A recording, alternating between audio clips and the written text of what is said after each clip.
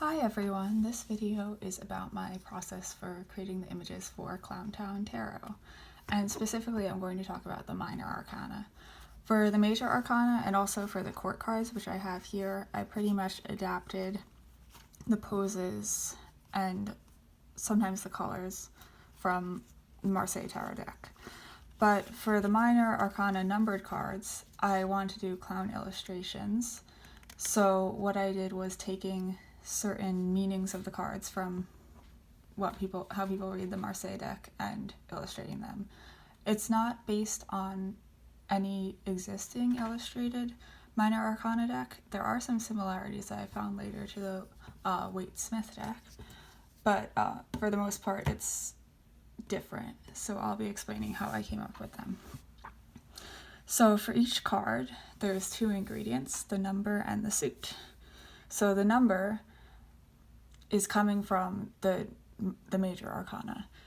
I have a formalist approach, I guess, to the cards in that I don't think you should have to know like astrological systems or like the Hebrew alphabet or any of these other correspondences that are put onto tarot cards in order to understand the deck. Like everything should be contained in the deck. So the numerology, I don't know about numerology in general, but tarot numerology would be to put the card major arcana in 2 rows of 10, and each of those numbers has 2 cards. So like 1 would be the magician, 1, and strength 11.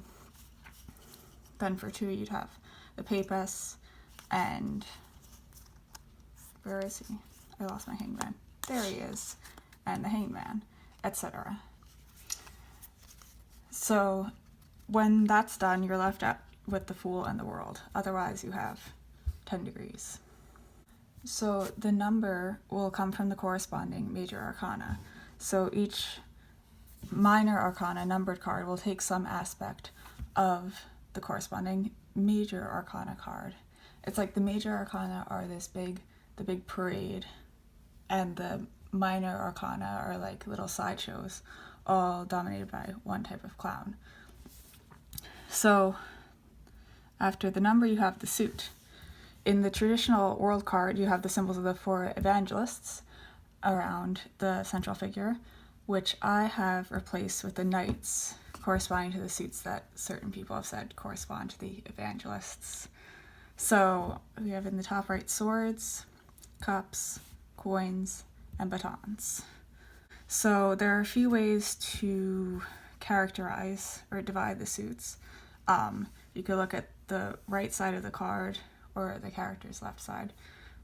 I'll call it the right side. These are the active suits, so swords and batons. They're things that you can hit and stab people with. And then on the left side of the card are the passive suits, cups and coins, which are a bit harder to hit and stab people with. Then you could also say top and bottom. On the top, we have like the spiritual side of things. Swords are associated with intellect and cups with emotions. So these are like the more abstract, spirit-related parts of your life. And on the bottom are the more physical parts, coins and batons. Coins are associated with money, health, things like that. And batons are associated with creative energy, sexual energy, things like that. And in this case specifically, travel, because of the tramp clowns. And then finally, sometimes I think diagonally. So swords and coins, I think of these as dealing with like the actual, like what's there in front of you. Swords being like logical problem solving, coins being, what you can do like concretely to improve your life physically, financially, etc. And then these guys, this diagonal would be kind of dreams or like what could happen, like cups being emotions, emotional attachments, romance, and batons being creativity, art, and stuff like that. So that's kind of the 3 ways that I can group them into. The reason that I'm grouping them in 2s is because there are 2 major arcana for every number and 4 numbered cards for every number. So I kind of find that 2 of the minor arcana naturally group up with each major arcanum for each number. So let's get started. I'm going to go through each number. So the other thing is that I used a counterclockwise direction, like swords will lead into cups, cups leading into coins, and coins leading into batons. So I'm going to lay out the suits in this way.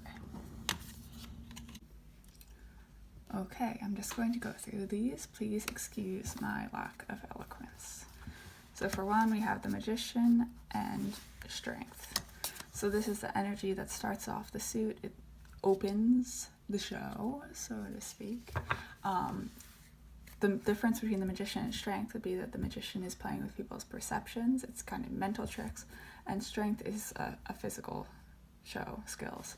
So the Magician goes with the more spiritual cards, swords and cups, and Strength would go to coins and batons, the more physical cards. Especially for 1 and 10, since it's like beginning the suit and ending the suit, I have less of a strong association between like dividing between the two arcana. It's all kind of like the beginning of the suit, but this is like a rough correspondence. So in swords, we have the jester kind of doing like tricky, like the Magician, walking a thin line, impaling an effigy of his king, maybe not knowing how it's going to go over. The presence of a doll as representing a person is also, I repeat it in this suit, and also in the Emperor. And then cups, we have the clown in his little sand castle, dreaming about love, connections, romance, and ready to project that out into the world. Then for coins, we have a clown bringing down the foundation of his fortune, which is, you need strength, and you also need strength to get ready to travel. Knot up your bindle, put the finishing touches on, and get ready to get out there in the world. For 2, our cards are the Papist and the Hanged One. So the common element in 2 is waiting or incubation, almost. So the Papist is out in the desert, kind of between worlds with like hell behind her, and the Hanged One is caught up in his own strings, can't move, can't do anything. The difference would be that the Papist is active, she's on a quest, and the Hanged One is passive. He's just has himself to deal with, and he's going to have to figure his way out of this situation. So the Papist would go with the active cards, swords and batons. And the Hanged One would go with the passive cards, cups and coins. So in the active cards, they're both about, not only the waiting, but learning and visions, the realm of the Papist. So 2 of Swords, the clown is dreaming while he's on duty with the dogs and transforming the world that he sees into this rainbow dog thing kind of deal.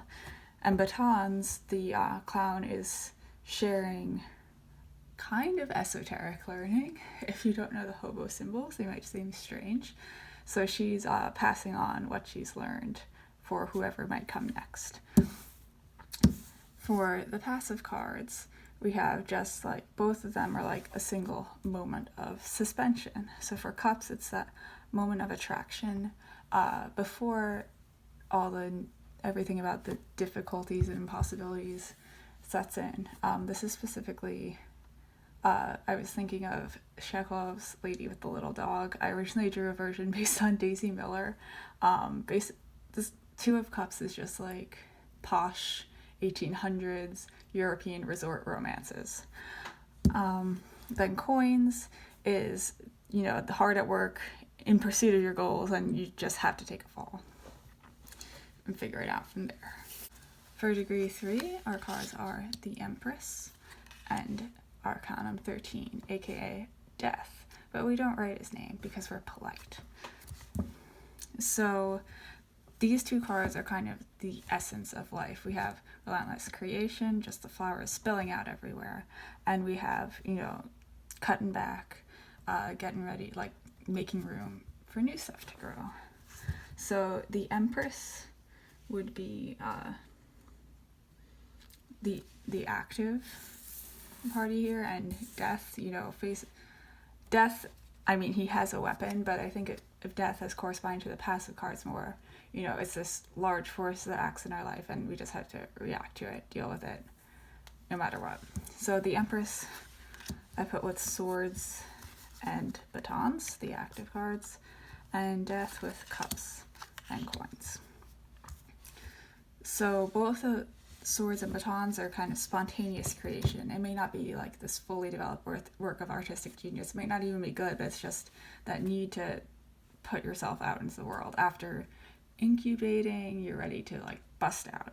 So for swords, since this is, going with the more spiritual side of things, we have music, and for batons, dance, the physical.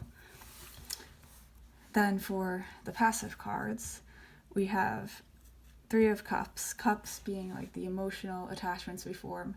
It's kind of embalming, like venerating something in death, getting ready for like one last show of beauty and dignity. For coins, since it's about materials, this is like the human reaction to death, having a funeral. And this is just like the Earth's reaction to death, how new things grow up after death, and how basically the Earth keeps on going around the clown skeletons. So for 4, we have the Emperor and Temperance. Their shared quality is stability, order.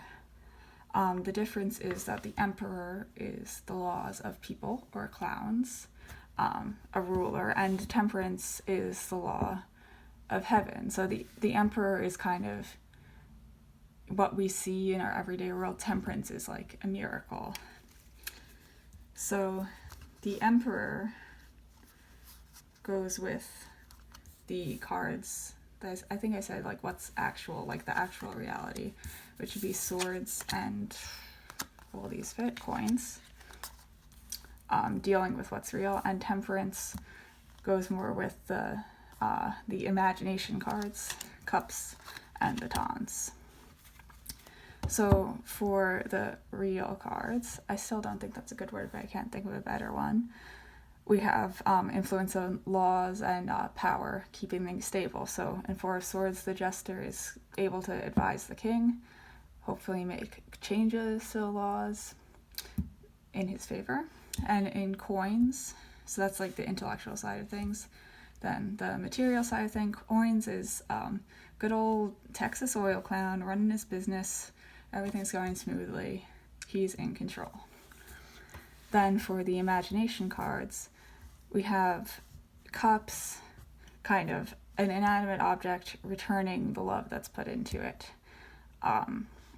Exchange, flowing back and forth like those milkshakes. And for batons, I have it set in the same diner as Temperance works in, obviously, and it's kind of not rags to riches, but like for one day, this old ragged old tramp clown can pretend that he's rich. 5 is one of my favorite and most confusing degrees in the tarot. It's the Pope and the Devil. These cards are also, I find that I said the ones were kind of mixed up, like it's not as clearly divided into 2 and 2 for the major arcana. The same thing kind of happens with the 5s and the 6s and the 10s. So anyway, we have the Pope and the Devil. The word that I associate with 5 is temptation, which is harder to associate with the Pope because it sounds negative, but it's like looking beyond what the world to the divine, or like what the possibilities for a higher world, whether that's aspiring to the stars like the Pope, or bringing it down to like ancestral weirdness like the Devil. The difference is that the Pope is a teacher and a communicator, even though here he has only an owl and a dragon. This Pope that I did for this version is Mad Tom of Bedlam, so he's basically like out there telling his story to everyone, attracting attention, like showing people that there's a reality beyond what you know. I'm crazy, I've seen it. And the Devil is not so much a teacher, he's like instinctual. he's like a little voice in the back of everyone's head, like this Harlequino, Erlkönig character that appears in so many different cultures. He's kind of a natural phenomenon. So we have the Pope I associated to the cards dealing with reality, being swords and coins, and the Devil associated to the dream cards, cups and batons. So in the Five of Swords, we have, the intellectual pursuits, the jester who is stargazing, looking for those strange planets and stars that the Pope has talked about. Then for the Five of Coins, we have going out, like exploring new things, like physically. So going out in the desert, facing down a rattler for some coins. Then for the Devil, we have cups and batons. Cups has the nuns kind of turning from their routine devotions, their little rote learning, to finding some things out for themselves, which may be unsavory, but that's the point of the Devil. And then Five batons, so that was like the spiritual side. Then this is creative energy, selling your soul to the devil at the crossroads for some sweet guitar skills. Clown souls are balloons. That is scientifically proven. So for degree 6, we have my two favorite cards of all time, the Lover and the House of God. The common element in these cards is kind of like confusion, but also celebration. It's like lightning striking, whether it's a little Cupid or actual lightning. It's kind of where everything comes down in confetti. So the difference I see in these cards is that the Lover is more about like the endless combinations that people can be in, how these are all like Arlecchino, Colombina, and Piero were all characters that can be put in all different combinations. They just come up in all different plays. Kind of like the Lover in the original Marseille card, it's, there's all these interpretations as to who each of the figures is and who the actual lover is. So I see this as an active card, people or clowns out acting in the world. Whereas this is similar to the Empress, what I said for the Empress and Death. The House of God I see as the passive card in this combination, because the clowns are reacting to a natural force that's acting on them. So the Lover gets the active cards, swords and batons, and the House of God goes with the passive cards, cups and coins. So for swords, the more intellectual or spiritual of these two gets, the pleasure of creating, of putting yourself into your work, of doing something with love.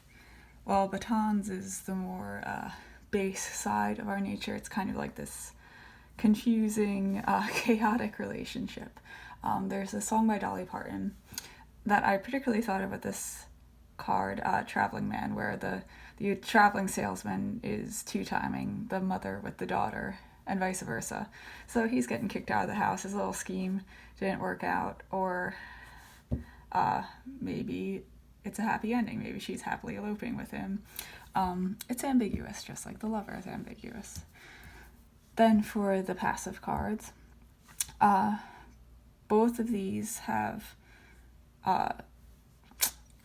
imagery of falling, and it's in tribute to these lovely falling clowns. So this is a clown who's ready to take the plunge in the pursuit of beauty, the sirens who are calling him into the water. Might end disastrously if he can't swim.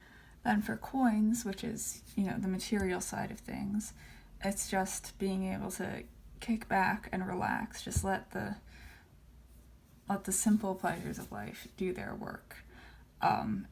It's certainly not chaotic like the House of God, but it's a little like micro version with the falling sunflower seed. For degree 7, we have the Chariot and the Star.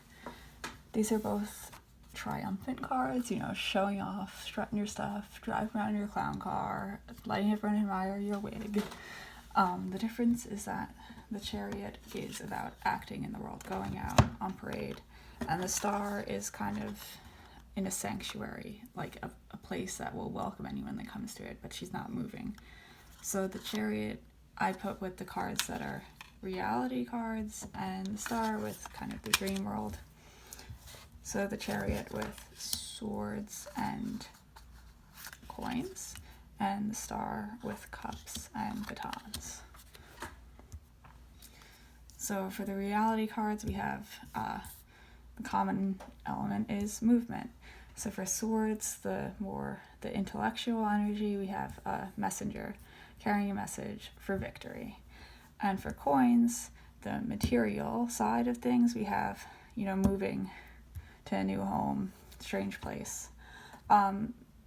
It's also kind of, I'd put this with the Star because the implication would be that this clown is like establishing a new place that's going to be their very own.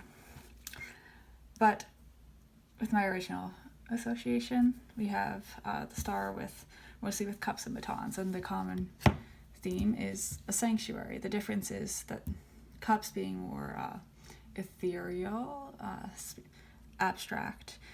This is like a dream world under the sea, you know, mystical creatures, this unexplainable undersea garden. And batons being physical is out in the world, you know, establishing a sanctuary with your buddies, taking any old place in the woods and making it your own. For degree 8, we have justice and the moon. These are two different ideals that people are in service of. Justice, it's kind of like the Emperor and Temperance. We have 4 and now 8 doubled. So justice is like the Emperor, about the laws of people and clowns. And the moon, like Temperance, is kind of something unexplained, this mania that takes hold of everyone and brings them together in a party. So justice kind of goes with the reality cards, which I keep putting in scare quotes, swords and coins, and the moon with the dream cards, cups and batons. So these cards, the swords and coins, both show a physical feat that requires a lot of concentration, just perfection, like justice, taking away any unnecessary distractions, just evening it out, doing a great job. The difference is swords would be like the mental and coins would be the physical. So swords, we have just the jester alone, no other distractions, just you and your swords, if that makes sense. But coins, we have more of, you know, the show setting, you know, putting on a display for other people, physical out in the world, and there's also the added distraction of, you know, another person, like elements of chaos, whereas this is just like dealing with your own concentration, your own mental abilities. This is more has more complications. And then for the dream cards, they're both include the image of the moon, conveniently. So cups being the emotional, again, mental side is kind of harnessing the energy of the moon, taking it into himself. Whereas batons is going out under the influence of the moon and moving, you know, still traveling. This is like Patsy Cline's Walking After Midnight was what I was listening to as I drew this card with the Weeping Willow. So anyway, cups is like more of contemplating the moon. It's the mental side. The physical side is going out and doing something under the influence, the approval of the moon. Degree 9 is the Hermit and the Sun. Now, one common thing, there's a positive and negative common aspects in these cards. The positive would be guidance. In the Sun, we have, you know, 2 friends walking along the seashore, and the Hermit is kind of like, there's nobody else in the card with him, but it's, if you meet him out in the desert, he'll help you trap some desert squirrels, tell you some tales, stuff like that. So guidance, but also exposure and kind of harshness. The sun, the beach and the desert too, there's not much place to hide. You're kind of getting roasted by the sun either way. So the difference between these cards is that, kind of like the Lover and the House of God, the sun is like this heavenly divine force acting on people who react, passive. The Hermit is out there. He's a guide in the desert. He is the active one. So I put the Hermit with swords and batons, and the Sun with cups and coins. Yeah, that makes sense. So in both of these, we have someone outside society, like the Hermit. The Hermit's out, going his own way, doing his own thing. So swords, the mental side, we have the jester's been put out in this little hermit hut, and he has time to contemplate his situation. Batons is more physical. It would be the clown actually being rejected by society, having to find his own path, being foiled at every turn. Like the Hermit before he decides, screw it, I'm going into the desert with my old coonskin hat. And then the sun is just an inevitable natural force. Like the sun's going to rise whether you want it to or not. Cups, Pierrot probably doesn't want the sun to rise. He's all about the moon. But in 9, it's the sun's got to rise. He's got to be thrown out of. In the previous cards, if you notice, he's all underwater in this dream world. And in degree 9, he's thrown out onto the shore against his will. And in coins, we have the clown's been collecting the coins, but the bull, like the sun, is a natural force that's going to mess him up. And he's just realized that it's going to happen again, whether he wants it to or not. This is kind of the degree where everything you built up, we've been building up from the ace, everything that you've built up in the suit, you realize that it's all going to have to unravel at some point. It's like the crisis card. Even though these positive readings about the Hermit and the Sun, this is like the moment where you realize you're doomed, which isn't always bad because change is good. Finally, we have the tens. Tens, because 1 is 20, should be zeros. The last ones, the Wheel of Fortune and Judgment. So these are both about like wrapping up the cycle. As I said before, the 10s are, and the 1s are more, it's less strongly 2 and 2 because it's just like the beginning and now the end of the cycle. Anyway, these are both like things coming to an end. The difference is that the Wheel of Fortune is circular, so you keep going forever and ever around the wheel, whereas Judgment is an escape, like leave the world behind, come up to the great 10 in the sky. So Judgment is active, a possibility to change your fate, so it gets swords and batons. And Wheel of Fortune is passive, getting carried along by the big wheel. So cups and coins. Again, they're kind of mixed though. So the other thing is, as I said, on the world card, I was going off of moving counterclockwise. So swords, when it ends, we'll move on to cups, cups moving on to coins, coins moving on to batons, batons to swords, and so on. So swords ending has the jester discovering the doll and the actual person behind this idea. So it's meeting another person. You may have in all the other cards except for the 3, I just did one jester. Because that's, I think, how it was. You'd have one jester at the court. It's kind of a lonely position. But in this one, it's meeting another person. So meeting another person, emotional engagement leads to cups. Then cups, we had, stuck back on the shore, but making the best of it and building a sandcastle together. fun times.